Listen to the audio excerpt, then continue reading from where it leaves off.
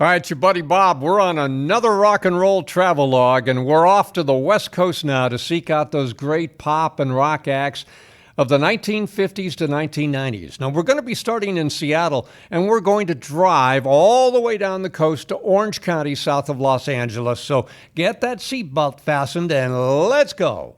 You know, when I think of Seattle musically, I think of Hendrix, Heart, and grunge. So let's start with Jimi Hendrix. Jimmy was born in Seattle in 1942. He went to high school here at a school called Garfield High School. He did not matriculate.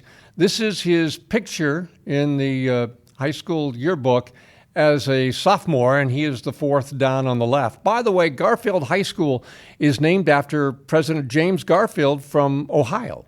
On the campus of Garfield is the Quincy Jones Performance Center. Quincy was the other famous Garfield High School student. And before we get back to Hendrix, I want to take a few minutes to just say something about Quincy Jones. He got his start in jazz in the 50s.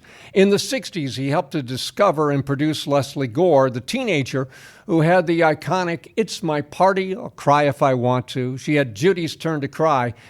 And in retrospect, maybe an early feminist song called "You Don't Own Me" in 1964. All of these produced by Quincy Jones. And he would go on to produce 3 albums for Michael Jackson. And he was the composer of many film scores. Quincy Jones is in the Rock and Roll Hall of Fame. Well, back to Hendrix. Here's where the Birdland Club was at East 22nd in Madison in Seattle. Hendrix played early gigs here. And here's a look down the street where Birdland once was. Now, many African-American acts would play the club. Ray Charles was one of them.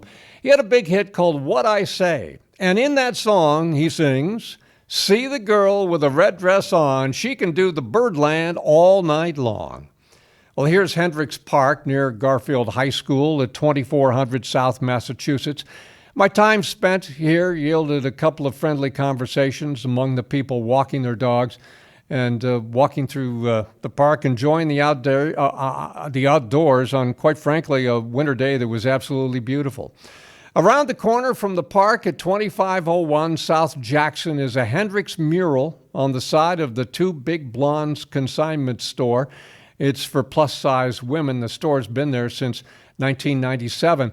So the mural, by the way, is in reference to the lyrics in Hendrix's song "Purple Haze," "Excuse me while I kiss the sky." Now, the Electric Lady guitar sits next to the Hendrix statue at 1604 Broadway at Pine in the Capitol Hill neighborhood. Electric Ladyland was the Hendrix album in 1969 that gave us Crosstown Traffic and Bob Dylan's All Along the Watchtower. Now, if you're trying to drive by and see the statue, you can't do it because it's only a couple of feet off the ground, so you have to park and get out and walk. The Jimi Hendrix album earlier, called "Are You Experienced," gave us the great songs "Foxy Lady," "Fire," and the U.S. edition, of course, the great "Purple Haze."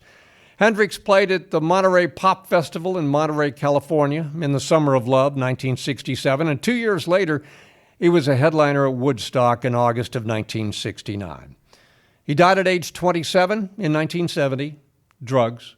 Hendrix is buried in Renton, Washington, 15 minutes southeast of downtown Seattle. This is the gravesite where he's buried with other family members at the Greenwood Memorial Park, 350 Monroe Avenue in Renton. Jimi Hendrix and the Jimi Hendrix Experience are in the Rock and Roll Hall of Fame. Well, the rock band Heart is a big part of the Seattle music scene. Here's an image of the band's Dreamboat Annie album. That was their first. The image is above the famous Easy Street Records in Seattle that we'll visit shortly. Pictured are sisters Ann and Nancy Wilson, the lead vocalists on the Dreamboat Annie album. The album came along in the mid-'70s, and the first big singles were "Magic Man" and "Crazy on You" in 1975. "Barracuda," the song, soon followed. In the 80s, Heart had 2 number-1 hits, "These Dreams" and "Alone," and the 90s brought forth another big hit, "All I Want to Do Is Make Love to You." Here's a great story. This is a former home of Nancy Wilson in Kirkland outside of Seattle, and one of the highlights of my trip to Seattle was talking with a woman who owns the house now, just a delightful woman. Easy Street Records is a longtime Seattle landmark at 4599 California Avenue Southwest. One of the most famous grunge acts of the 90s, Pearl Jam, produced an album titled Live at Easy Street. And this is a picture of Southwest Alaska Street at the corner of Easy Street Records with an album cover of Pearl Jam and Marvin Gaye. Another with a Seattle grunge act, Mother Love Bone. And yet another through the window, the grunge band Soundgarden, also from Seattle. And lastly, the most famous of all, Hendrix on the front of Easy Street Records. Let's go downtown Seattle now for some famous rock venues. This is the Moore Theater at 1932 2nd Avenue. It's Seattle's oldest active theater. It's a short walk from one of my favorite places, Pike Street Market. Now, big grunge acts were a part of the Moore, from Soundgarden to Alice in Chains to Nirvana. Grunge emerged, of course, in the mid-'80s, continued through the '90s, and it's largely Seattle-based. Here's the Showbox at 1426 1st Avenue. This is a music club going way back to the late '30s, featuring Duke Ellington, Sir Duke, as Stevie Wonder referred to him in song. The Ramones played here. Of course, they were punk rockers. Local grunge acts like Soundgarden, Pearl Jam, and Mudhoney played here. Mudhoney was formed after the demise of Green River, another grunge band, with some of the members from Green River, and some of the other members left to found Mother Love Bone that we talked about a moment ago. Well, two more downtown music venues in Seattle before we go. This is the Central Saloon. It is the oldest saloon in Seattle in Pioneer Square at 201 1st Avenue South. This club became the birthplace of grunge. Green River, Soundgarden, Nirvana, Mother Love Bone, they all played here and many more. This is where Kurt Cobain and Nirvana, first heard by executives of Sub Pop Records, and of course the rest is history. Sub Pop would sign many of the artists that we've just talked about and led them through the grunge movement for several years. Here at 109 Westlake Avenue East, it is one time called the Off-Ramp Cafe, now El Corazon. It was named the Off-Ramp because it was located at the bottom of an I-5 off-ramp in Seattle. It's a dive bar where the Mookie Blaylock Band played their very first show. Mookie Blaylock, by the way, was an NBA star. He wore jersey number 10. And this band soon became known as Pearl Jam. They recorded their first album here called, 10. The album produced major hits like Alive, Even Flow, and Jeremy.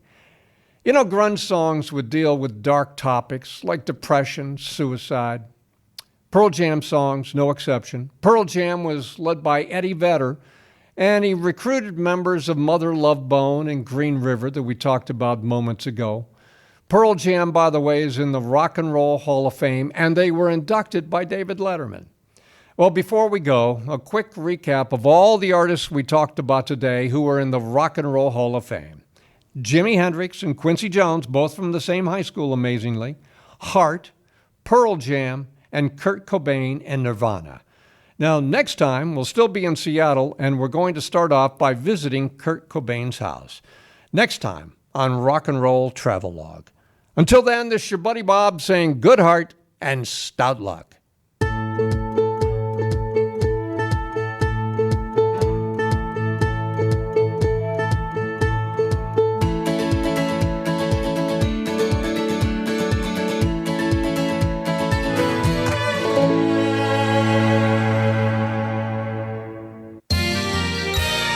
You are watching WCTV, Wadsworth Community Television.